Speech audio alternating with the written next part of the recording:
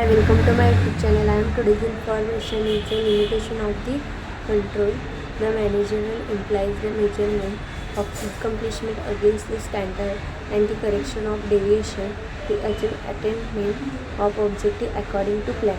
The control is a checking performance against the predetermined the standard contained in the plan with a view to ensuring the adequate progress and satisfactory the performance.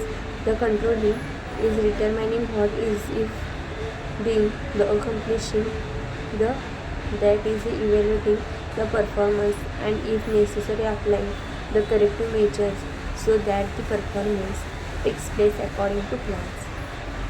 The limitation of the control is the essential for better performance and maintenance of good standard. There are certain limitations which are discussed as they under for the influence of external factor, means they may be have the effect to control system, but external factors which are not in the ambit of management may have adverse effect on working.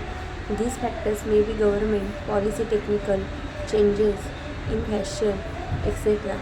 The influence of these factors cannot be checked by the control system in the organization.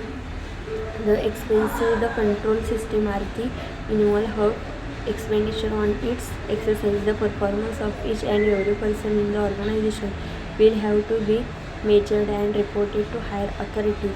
These require a number of persons to be employed for this purpose. In the performance cannot be quantitatively the measure, then it is will be observed by the superiors are the exercise of control require both time and the effort.